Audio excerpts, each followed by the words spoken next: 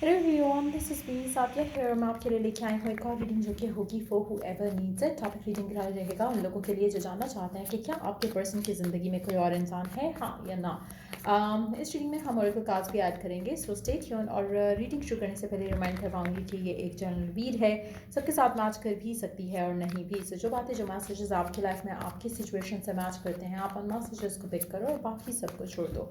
अगर आप personal readings चाहते हो, पेपाल से इजी पैसे पेमेंट कर सकते हो। सिर्फ तभी रीच आउट करो ताकि आपका भी टाइम वेस्ट नहीं हो और मेरा भी। So let's dive into the read and let's find out कि क्या आपके पर्सन की ज़िंदगी में कोई और इंसान है, हाँ या ना। अच्छा, ये रीडिंग उन लोगों के लिए डेफिनेटली नहीं है जिनको ऑलरेडी पता है कि आपके पर्सन की ज़िंदगी में कोई और इंसान है, एज एन कि उसकी शादी हो चुकी है या फिर उसकी लाइफ में कोई और पर्सन है जिससे वो बात कर रहा है या फिर उसकी इंगेजमेंट हो चुकी है। ये उनके लिए नहीं है। ये उन लोगों के लिए है जिनको नहीं पता कि ऐसी कोई सिचुएशन है उसकी ज़िंदगी में या नहीं। और उन लोगों के लिए भी जो कि राइट नाउ चाहे इन टच है या आउट ऑफ टच है, बट आप कंसर्न हो, आप जानना चाहते हो कि क्या कोई और पर्सन आपकी लव लाइफ में अफेक्ट कर रहा है इन अ नेगेटिव वे, जैसे कि वो किसी और के साथ इन्वॉल्व है, किसी और के अंदर इंटरेस्टेड है, जिसकी वजह से आपकी लव लाइफ आगे नहीं बढ़ रही इस इंसान के साथ। वो जानेंगे हम इस रीडिंग में। सो या let's dive into the read and let's find out कि क्या उनकी ज़िंदगी में कोई और इंसान है, हाँ या ना। The lovers, queen of sorry Page of Cups, Knight of Pentacles, Eight of Swords. Underneath the deck, we do have Knight of Wands. अच्छा, मुझे लगता है कि आपका पर्सन जो भी है, जिसके साथ भी आप करंटली डील कर रहे हो, आपका पर्सन आपसे कुछ छुपा रहा है। देयर इज़ समथिंग जो वो आपसे छुपा रहा है, जो आपको नहीं बताना चाह रहा है। उसमें चांसेस बहुत स्ट्रांग हैं कि आपके पर्सन की ज़िंदगी में कोई ऐसी सिचुएशन डेवलप हो रही हो जो कि आपको आपको जिसके बारे में नॉलेज नहीं है, जिसकी वजह से शायद वो आपसे राइट नाउ जो है वो ज़्यादा बात नहीं कर रहा, शायद वो राइट नाउ आपको ज़्यादा टाइम नहीं दे रहा, शायद वो राइट नाउ आपको थोड़ा इग्नोर आप फील कर रहे हो उस इंसान की तरफ से। तो मुझे लगता है कि चांसेस हैं कि उसकी ज़िंदगी में ऐसा कुछ हो रहा है, जैसे उसकी फैमिली उसके लिए रिश्ता देख रही है, या फिर उसकी ज़िंदगी में कोई और पास का पर्सन आ चुका है। कुछ ऐसे पॉसिबिलिटी मुझे दिख रही है यहाँ पर, जिसकी वजह से शायद आपकी लव लाइफ इस इंसान के साथ अफेक्टेड है। अच्छा, एक और चीज़ यहाँ पे मैं मेंशन करूँगी, जो भी सिचुएशन है जो डेवलप होती दिख रही है यहाँ पर, उसमें आपके पर्सन को क्लैरिटी नहीं है कि उसको वो चाहिए या आप चाहिए। सो देयर इज स्टिल एक इनडिसाइसिवनेस है आपके पर्सन के एंड से। तो चांसेस बहुत स्ट्रांग है कि कोई पर्सन हो उसकी ज़िंदगी में, लेकिन वो डायरेक्टली उससे लिंक्ड नहीं है। एज इन कि कोई प्रपोजल वाली सिचुएशन हो सकती है जहाँ पर उसकी फैमिली उसके लिए कुछ देख रही है, लेकिन उसका डायरेक्ट उस चीज़ से जो है वो मुझे लग नहीं रहा कि एक डायरेक्ट उसका कॉन्टैक्ट है उस चीज़ से। सो चांसेस है कि कुछ ऐसा हो रहा है, हो सकता है उसकी फैमिली देख रही है, लेकिन मुझे टू बी वेरी ऑनेस्ट, क्योंकि आपका पर्सन जो है वो फुली कन्विंस्ड नहीं लग रहा है यहाँ पर, तो मुझे नहीं लगता कि वो चीज़ वर्कआउट करेगी। तो बट डेफिनेटली कुछ ऐसा है जो कि चल रहा है बिहाइंड द कर्टन्स, जो है, जो आपको जिसके बारे में पता नहीं है, लेकिन आपका पर्सन श्योर नहीं है कि उसको ये चाहिए या नहीं चाहिए। सो देयर इज़ एक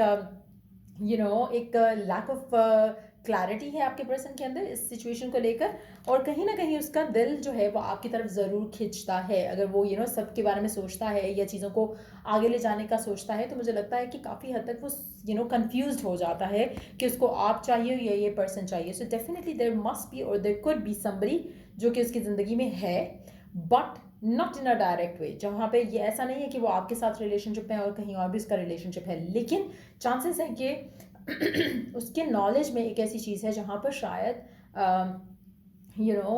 उसकी उसकी फैमिली उसके लिए कोई ऐसा रिश्ता ढूंढ रही हो सकती है, या फिर कोई ऐसी बात उसने सुनी हो फैमिली के अंदर कि जहाँ पे ऐसी कोई बात हो रही है जहाँ पे उसकी शादी का तय किया जाने का कोई प्लान बन रहा हो। लेकिन इसके एंड से मुझे सच कोई एक एनर्जी नहीं दिख रही यहाँ पर कि वो इन्वेस्टेड है किसी और में, ऐसा नहीं है, बट कोई और सिचुएशन डेवलप होती दिख रही है। Let me take one card from the middle of the deck just to see कि क्या ये जो सिचुएशन डेवलप होती दिख रही है वो लास्ट करेगी, हाँ या ना। टेन ऑफ सोल्स, सो आपके सामने है। पहले ही मैं बोल चुकी हूँ कि मुझे नहीं लगता कि वर्कआउट करेगा, क्योंकि आपके पर्सन के जहन में आप आते हो। जब वो लव लाइफ के बारे में कुछ सोचता है तो आप उसके जहन में आते हो, एंड लग नहीं रहा कि आपका पर्सन इस सिनेरियो को आगे ले जाने के लिए रेडी होगा या विलिंग होगा।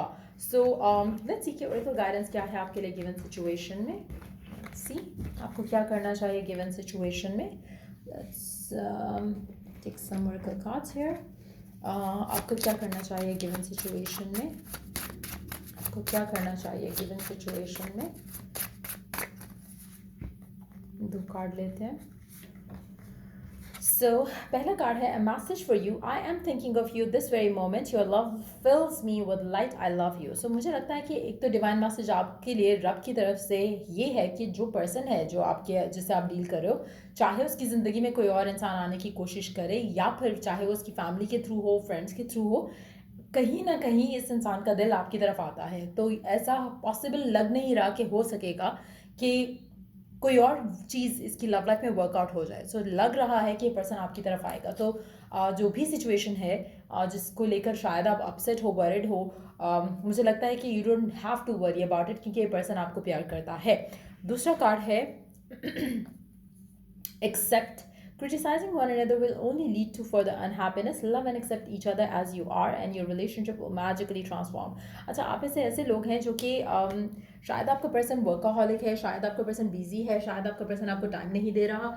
इन दैट सिचुएशन अगर आपकी फाइट्स होती है, आर्ग्यूमेंट्स होती है, तो मुझे लगता है कि आपको वरिड होने की बजाय आपको उस चीज़ को एक्सेप्ट करना चाहिए एज एन के ठीक है वो बिजी हैं, ठीक है उनके पास टाइम नहीं है, ठीक है वो आपको टाइम नहीं दे रहे, ठीक है वो आपसे ज़्यादा टाइम आपके साथ स्पेंड नहीं कर पा रहे, लेकिन डीप डाउन वो आपको प्यार करते हैं. This message is a confirmation for that. So अगर वो आपको प्यार करते हैं तो जस्ट हैव दैट कॉन्फिडेंस कि वो आपको छोड़कर किसी और के साथ नहीं होंगे, वो आपको छोड़कर किसी और को चूज़ नहीं करेंगे.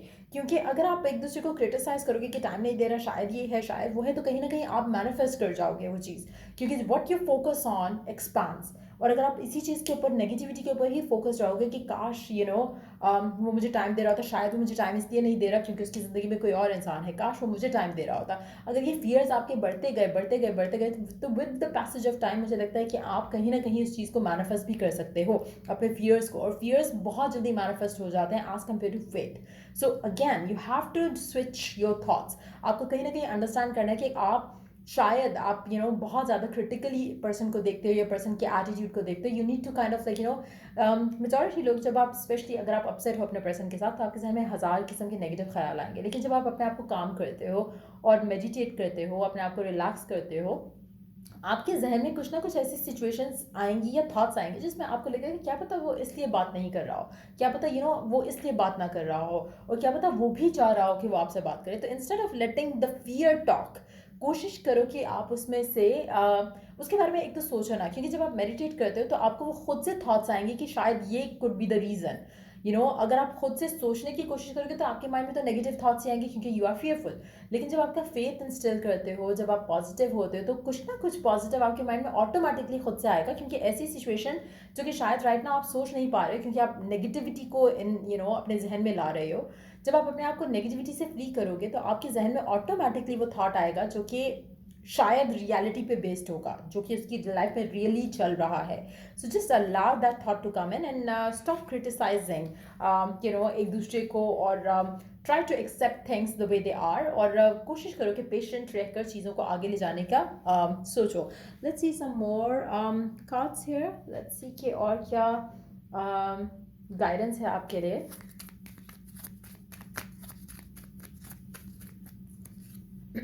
Karma, resolving karmic ties is your sole purpose. अच्छा, आप में से काफ़ी सारे लोग ऐसे भी हो सकते हैं कि जो there are some karmic ties that जो आपके इस इंसान के साथ है, और मुझे लगता है कि उस कार्मिक टाइज से फ्री कर पाना खुद को और उसमें से हील कर पाना खुद को बहुत ज़रूरी है. स्पेशली अगर आप पास को लेकर चल रहे हो, मुझे लगता है कि you have to free yourself from that.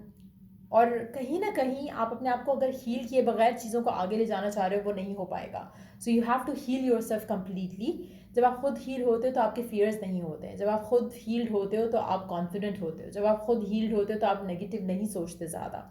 सो कहीं ना कहीं आपके माइंड में पास्ट को लेकर, रिलेशनशिप्स को लेकर फियर्स होंगे. हो सकता है कि आपकी लव लाइफ कभी भी स्मूथली आगे नहीं बढ़ी हो, इसलिए आप फेयरफुल हो. आप चाहते हो कि पर्सन जल्दी कमिट करे या जल्दी चीज़ें आगे लेकर जाए, और आप इन चीज़ों के ऊपर फाइट करते हो, आर्ग्यूमेंट करते हो एक दूसरे के साथ. You need to stop doing that, क्योंकि कहीं ना कहीं जब आप अपने फियर्स को केटर करना शुरू करते हो वो और ज़्यादा बढ़ेंगे। जब आप अपने फेथ को केटर करोगे तो वो और ज़्यादा स्ट्रांग होगा। सो वो चीज़ आपको चाहिए। So you have to work towards that as well. So या ये थी रीडिंग आप लोगों की। अगर आपको हेल्प किया हो, गाइड किया हो तो लाइक शेयर सब्सक्राइब जरूर करो। Till I do the next reading आप लोगों के लिए। Take care, bye.